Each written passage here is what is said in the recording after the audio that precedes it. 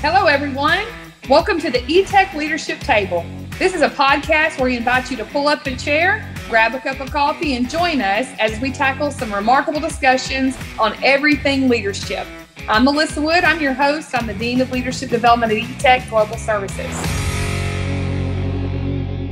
Hello, podcasters, and welcome to today's episode of Etech Table Talk. You guys know it's a time where we sit at the table together. You think about the table you had growing up, maybe in your families, where everybody kind of, they got their food, they got some drinks, whatever, and they sit at the table and you talk about some conversations. I think that some of the best conversations, Mark, are happening at the table. So podcasters, pull up a chair, grab your favorite cup, because we've got a friend at the table today, Mark Brody. You know him. He's got his coffee. You even will know him with Coffee Talk with Brohawk. We'll talk about that title later, but this is the famous Coffee Talk with Brohawk. He is not used to sitting on this side of the table. He's used to hosting the table, so this will be a little different.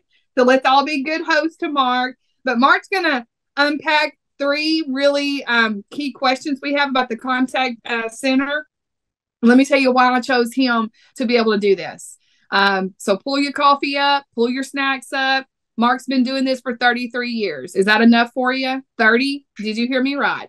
33 whopping years he's been doing this. And as we go through the podcast, I'm going to uncover some information about Mark that maybe you guys don't know, so that Mark can be so impressed of how much I've studied him lately, right? So he can feel comfortable at our table or not. Maybe I'll make him feel a little uncomfortable. So Mark, welcome to the Etech Leadership Table. Melissa, thank you very much for having me. I'm excited to go on this podcasting journey with you today. Well, welcome. So I saw you bring your coffee. So you got, my first question is, what kind of coffee are you bringing to the table? So this morning it's a caramel iced coffee with no classic and extra 2% from Starbucks. Okay, good job, Mark Brody. Right. Good job. So are you usually a cold coffee drinker, or do you like hot coffee? It depends on the weather. It is Texas, and it's already almost 70, 75 degrees out. Right. So this is definitely iced coffee weather. Yes, it is. And during the winter, I'll go for my my hot coffee. I'm the same way, Mark Brody. I knew we were going to be friends. And I know a lot of podcasters are the same way. Some of them are not from Texas, so let me explain something to you from my Texas accent, everybody. We start with hot coffee. We get about 2 days we can drink hot coffee in Texas because it's cold outside. And then we go to iced coffee, and then we just start eating ice. That's it. And I said ice. I know that sounds strange, I-C-E. My accent kind of throws it off a little bit. We start eating the plain ice because it gets so hot.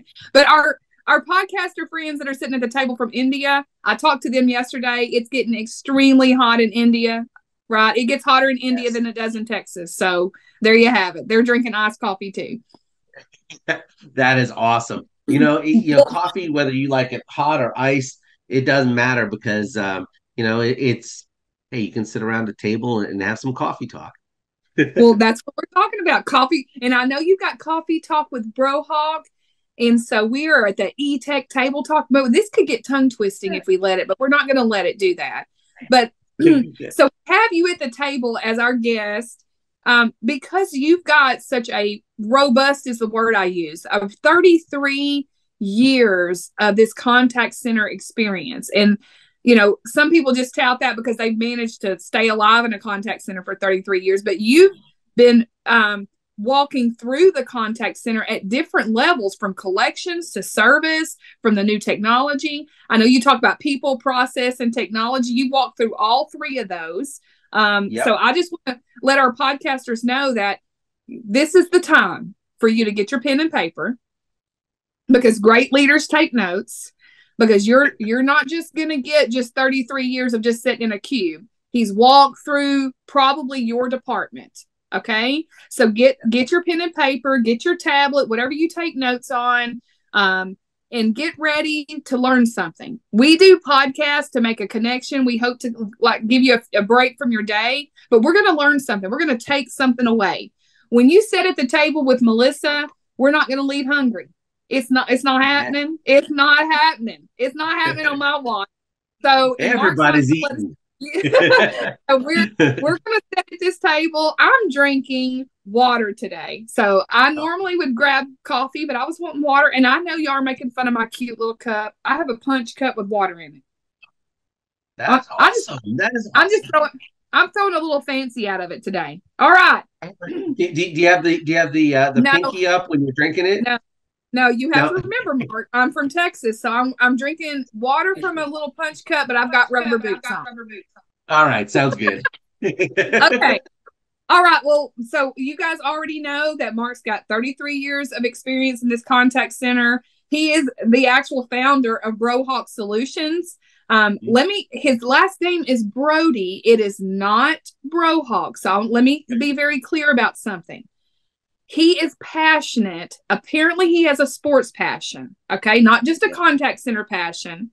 He has a sports passion for the University of Kansas. Is that right, Mark? There we go. Okay. Yes, I do. All right. This is podcasters. This is where he can call me pass or fail. You ready, Mark? So, yes. Basically, when he says Brohawk, he took Brody, his last name, and he took. I'm taking my notes here. He took the Jayhawks because it's the University of Kansas Jayhawks. Yeah. And he meshed those two together, and that's where he got Coffee Talk with Brohawk. Right? There you go. You go. You know. Now what is a Jayhawk? I think I'm going to try to answer it. Okay. Okay. All right. A Jayhawk. You're like, what is a Jayhawk? For my University of Kansas fans out there, if you know of the bird blue jay and a sparrowhawk, they took the two birds together and they created what they patent as a Jayhawk. So Mark, in his brilliance, he took two birds together. He took Brody and the hawk, and he made Brohawk. Am I doing pretty good? You know, you're doing pretty good. You're doing pretty good. All right. Well, congratulations on that. I think that's so innovative. Yeah, it just seemed to be some easy branding there. I'll put it that way. I think it's perfect. I think that taking who you are genuinely and taking your passion and putting those two things together speaks volumes to our podcasters about who you really are, just in that one name. So exactly. I think that's really important as we go into these questions that I want to ask you. I want y'all to understand that it is who he is, and it is his passion that has allowed him to stay in this industry for 33 years, and that he can be what I consider a subject matter expert in answering these questions. So let's get them rocking on the first question. You ready? All right, let's do it. Okay, here we go. All right, so obviously, because I know that the Jayhawks have faced some challenges in their, we won't go on stats, but I know they face some challenges in their career. So leaders, they face some pretty big challenges in contact centers today, obviously, right? And you've watched it over the years. So what, in your opinion, right now, today, 2023, what do you think is the biggest challenge in facing the leaders in contact centers today? I think it's for me, it's a combination of a couple of things. One, I think technology is progressing at the speed of thought, and it's intersecting with us getting out of a pandemic situation where the whole world, the whole work world just got tossed on its ears. And so everything that we took for granted about working in a brick and mortar location just got sent home. And so now you have people, employees, managers, leaders, they're like, I really don't want to go back and work in a brick and mortar location. I like the remote. It meets my needs as a person, and technology is enabling that. However, you have some organizations that are like, yeah, you need to be back in the office. And I think the biggest challenge is finding the right balance between what technologies make sense for our organization, because it's not a one size fits all. Mm-hmm. versus what are our employee expectations that are going to allow us to best serve our customers. So, you brought up, Brohawk Solutions. What I usually use as a tagline is aligning people, processes, and technology to create a better employee experience. And Yeah. sometimes I'll just stop there because if you're creating that better employee experience, the customer experience will take care of itself. Yeah. So I think the biggest challenge is being able to meet the internal expectations for how people want to work, where people want to work, things like that, and the technology that's out there to support them. Not just from an AI perspective, the customer AI, self service and bots and all that, but how do you support the internal folks with knowledge? Um, because if they can't answer the questions, Yeah. they're not going to create a good customer experience. So I think those are the biggest confluence of challenges that exist out there today. Whereas when I started in the contact center industry, I mean, people would say, "Hey, you got to be MBWA." Remember that term? Yep, Managed by managed. walking around. Exactly. Well, now, the MBWA may take you a couple of days to make the entire loop, or Yeah. weeks or whatever, and it's just not possible. But I think you can still um, manage by walking around virtually, by making Yeah. sure that you're engaged with your team. Frontline leaders engage with their team, managers engage with their team leaders, directors engage on a consistent basis. Don't cancel one-on-ones, Yeah. even though it's very easy to go ahead and do that. Yeah. Find ways to just talk to them about stuff that leaders, that's very easy to do. Others, yeah, not so much. Yeah. We have to teach them how to do that. That's right. Exactly. Hey, Mark, since I was 18 years old, I've had a team in India. And Yes. and so I've never met them. Like literally, I've never met them. So you're right. Like you can make such an authentic connection virtually, even before the COVID world, just by being intentional. And you're right. Yes. Some leaders it comes naturally, and some we have to teach how to do that. Yep. You have already set it up for to come back on another table talk because we gotta teach these leaders on how to do that. So if you're taking notes, Yes. he's told you what the challenges are about balancing, right? The Yeah. technology versus employees. So we'll invite Mark to come back and hopefully he can unpack that a little bit. I like the way that you talk about the people, process, and technology. And if you take care of the employee experience, that the customer experience will come. So Yep. you already know that Mark's a sports fan, right? We've already impacted that with the Jayhawks and Brohawk, right? So almost the same thing in baseball, right? The if you focus a batting coach, if they focus on how you're holding the bat, where you're standing at the plate, the home run will come. They don't focus on the Exactly. home run. They focus on how you're holding the bat, your stance, those behaviors, and the home run are coming. I'm guessing that's pretty much the same thing with what you're saying there, right? When my boys were younger, I got the opportunity to coach them in several sports, Okay. baseball, basketball, football.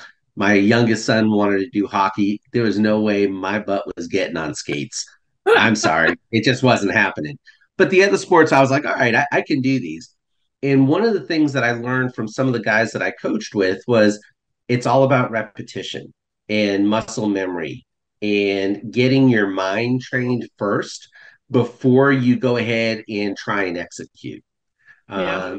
And continual practice, continual improvement, and then always getting that feedback from a trusted advisor, a trusted coach that's going to go ahead and look to go ahead and improve your skill set. So, one thing that people may not know, I played basketball for a lot when I was younger, and at my height, there was no way I was going to play college basketball.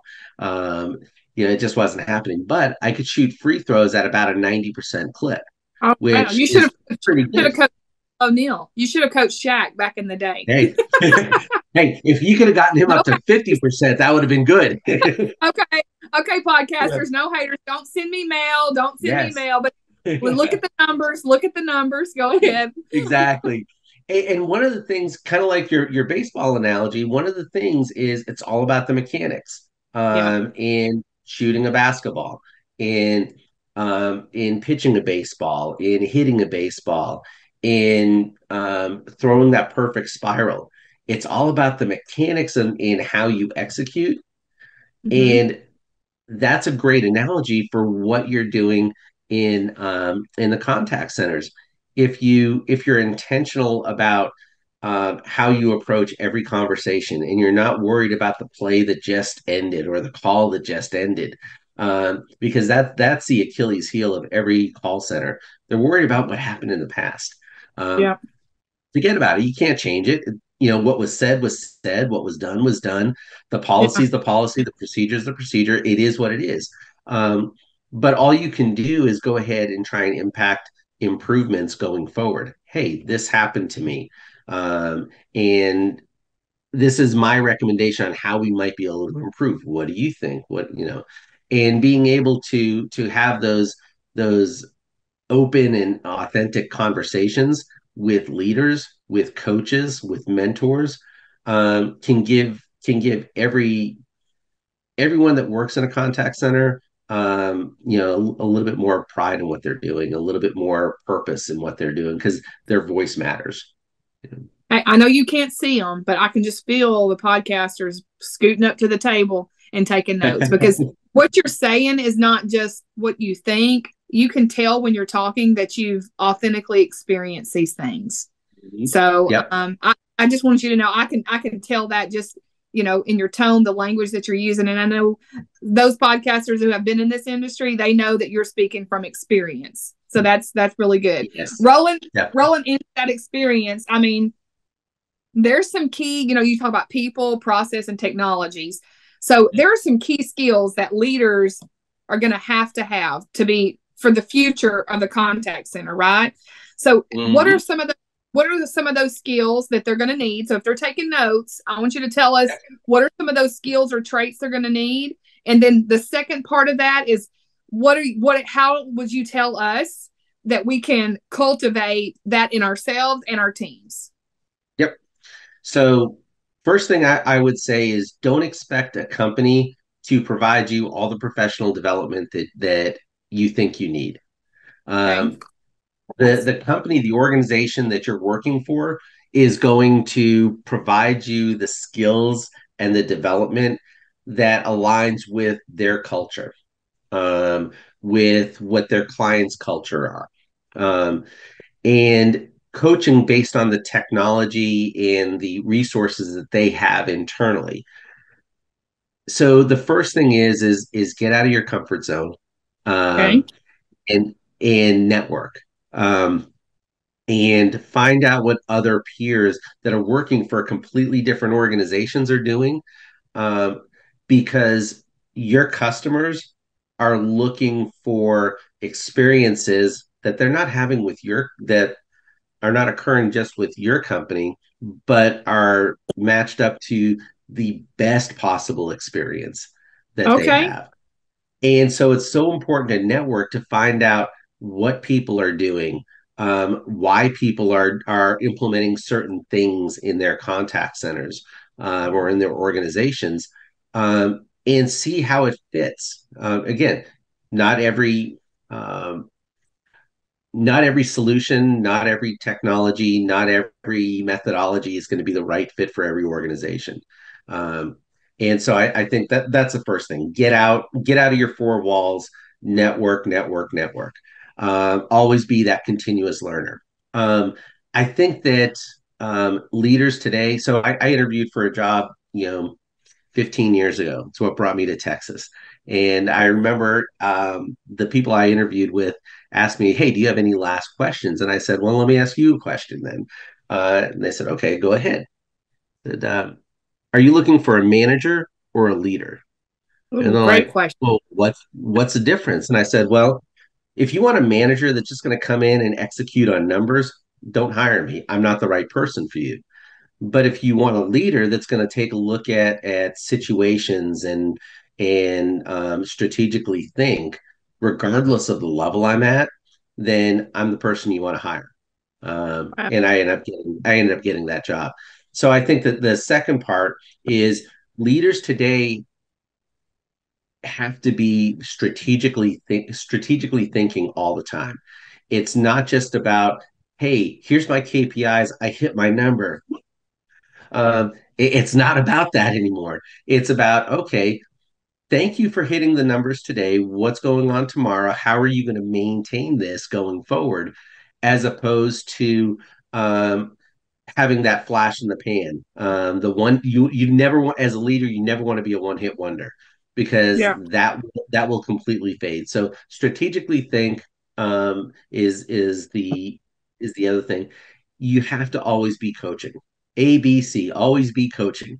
Um, and if you're not coaching a frontline agent, if you're coaching a supervisor, the one skill set that people I think today have to have is the understanding of the why and the why now. So why did it's okay to make a mistake. Well, what happened? What was your thinking around your decision? Because if you don't understand the thinking of why a decision was made, you can't really coach somebody on how to adjust their thinking or see things maybe from a different lens. And I think regardless of the level that you're at, whether it's a frontline agent, frontline leader, manager, director, it doesn't matter. Somebody that's going to be able to take the time out of their day to authentically provide you feedback that's going to help you make better decisions going forward is somebody you want to be working for or working Yeah. with, not working for. I hate hey, I work for this person, I Yeah. work for that No, person. no, you Work work with. with. I agree. Exactly. Well, see, you and I have that very much in common. I catch Yes. that as well. So working with, Yes. we don't. Or I love that you. I know there. If you didn't take notes, you better get it together because he just said ABC. Always be coaching. Tagline that. That is Mhm. remarkable. What you talked about, the manager versus leader. That is so impactful what you're saying, and I like that you asked that question in the interview because there is a Mhm. huge difference, and you laid that out. I'm not gonna repeat what you said because you've laid that out, but I'll tell Yep. you what I call it heads down, heads up, right? And so it's heads down leadership or heads up leadership. Heads down is, what are my stats look like today? What are we doing today? And there's a place for heads down, right? Yeah. There's heads down, but heads up is what's happening tomorrow. What am I going to need tomorrow? Because there's a future you need to be looking at. Okay, so Mark, we talked about AI, right? And Yep. and the technology. We talk about people, process, and technology. Technology is here. Just a few Yep. weeks ago, I saw my Snapchat. I've had Snapchat before Snapchat was cool. That we have an AI bot inside Snapchat now, so it's here, Yes. right? And we've got to Yep. deal with. It's going to be great for us, but it's been here a while. Machine learning. So what you tell us? You're the expert in this field. I've seen you meet and talk to several people in this field. So I'm really interested on this last question of what do leaders need to do to leverage some of these amazing technology tools that are out there? Yeah, that's a great question, Melissa. And I'll go back to something you and I talked about a little bit earlier, which was focusing focusing a conversation with the end in mind. Okay. So here's the end goal I think that all consumers want to have, and that's personalization of an experience. Um, and they're getting it from some of the larger brands. They're not getting it from all customer interactions. And so you hear people talk about the golden rule: do unto others as you would like have that you would have done to you. The platinum rule: um, do unto others as you would like to have done to you. Yeah. Well, here's the diamond rule, and the diamond rule talks about um, do unto others the way the way they want to have done to them before they even know it. Ah, So using some of the tools and technology, some of the machine learning that's occurring out there, is really focused on getting a better understanding of what the consumer's needs, desires, triggers are right now. So the way you get to personalization is you take all of that ecosphere of data that we have about our customers, and we get more proactive with the customer experience. So before they truly know that they need something, we're there. We're Johnny on the spot or Jane on the spot, with the solution before they even realize, hey, you need this solution. This is something that you need. And it's not cold calling. It's not you know, multi-level marketing, MLM. What it is it's taking the users, the customers' experiences, and molding it into a personalized experience. So taking history and predicting what the future is going to be like. Now, is it 100%? No. Machine learning is not 100% right now. AI is not 100%. You don't know about it cannot walk and talk and act like a human yet. right. Um, but I think if that's the end goal in mind, personalization, having the diamond rule, more at the forefront of where you want to get to, predictive analytics. If organizations are not um, are not leaning into the AI tools that are out there to listen to every customer interaction, regardless of channel. It's not just about listening to the phone calls. It's sensing some tone.